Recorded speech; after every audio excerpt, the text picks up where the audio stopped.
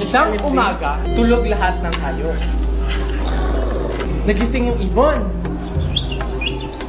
Gusto siyang gisingin ng ibon. Ang nagising niya yung leopard. Nagalit. Magagalit ang ibon at isang pusa.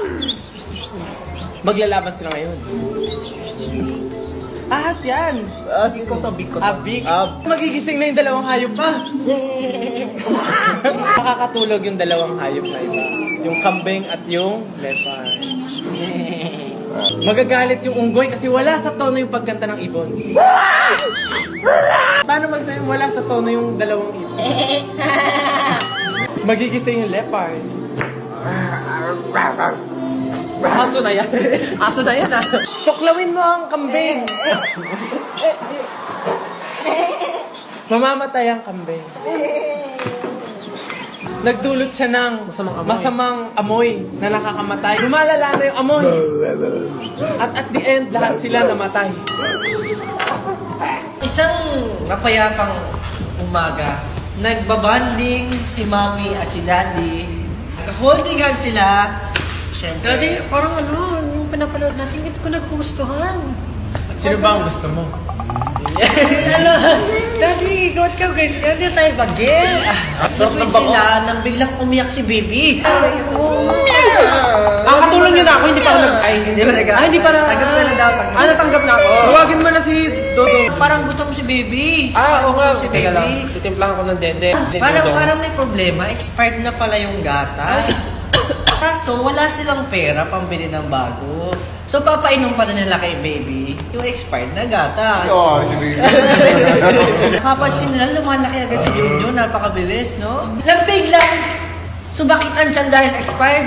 Pero si Junjun, malakit auntie yan, ma'am sir! Tamagan mo na yung pediatrician. Ano? Pedestrian. Meron namang malapit na veterinary. Katukin mo na lang yung veterinary sa katabing bahay. Parehas lang ba yun? Parehas lang yun. Basta may Aryan sa likod. Nagsisimula sa D. Yung pinakain nyo sa kanya eh. D-O-G. Dog food? Dog food! Ay, masakit ang tiyan ni Baby. Ay, natae sa diaper na pupo si Baby. Ayan, aamoy niya. Itapon mo na ngayon! Daddy, congratulations! I really love you! I really made the right choice of choosing you Yan, grabe naman among the only you! Na nose to nose ni Mami si Daddy, syempre. May relasyon pala sila ni Dodong at Mami. Uy! Ayan, nagpabango si Mami. Syempre, kailangan mabango pag makikipag-date. Uy. Ano? Kasi naman ni Mami. Sabik na ako sa'yo. Hindi makita si Josh. Hindi makita si Josh. Hindi niya namalayan. Kasama pala nila si Baby. Dala-dala pala nila. Dala pala. Ayan pala si Baby. Ma'am, yung anak niya nadala ko. Ma'am, aminin sa'yo. Actually, hindi talaga natin anak ni Daddy yan. Kanino anak to, ma'am? Anak natin yan. Bakit mo ginawa sa akin to? Bakit? Dodo! Halika dito! Sir! Dodo! Sir! Sabi mo!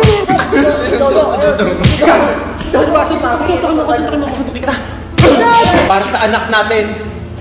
Dahil ayokong lumaki siya nang mag-isa lang kami. Nang dalawa lang kami. Yung patawarin ako na... Wala ikaw. Hindi ikaw yung si Dodong papatawarin ko. Kaya pala yung gusto. Lumayas ka na. Dahil ay si Daddy at si Dodo at si Baby nag-nose to nose po silang tatlo. Ay, tatlo! Tatlo! Tatlo pa din. Tatlo. Tatayong po! Yay! Palapit na ng palapit ang Junior Senior Prom. Si Starita at ang kanyang dalawang maldinang kapatid ay naghahanda na.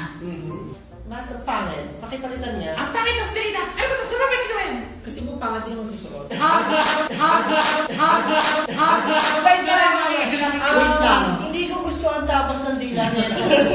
Invited po lahat ng magagandang prinsesa doon. Bakit maganda ka ba? Ay! Sabi mo 5 minuto para sa akin. 5 minuto para kay Esther! Dali! Dali, tago. Maganda na naman tayo sa paningin ng Diyos, gawan niya tayo lahat. Feeling ko lahat tayo pantay-pantay at lahat may karapatan pumunta sa GS prom. Alam niyo po ba ang ibig sabihin ng GS?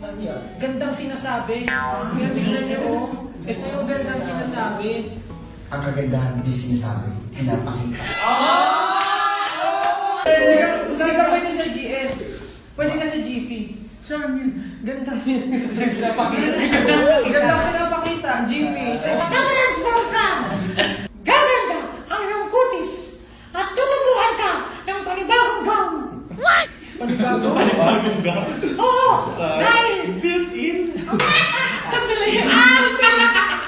Hindi ko sure kung pamilya kami ng mga wakwak. Paghahatian natin tatlo ang principal. Oh my God! hindi ako isipin. Ay,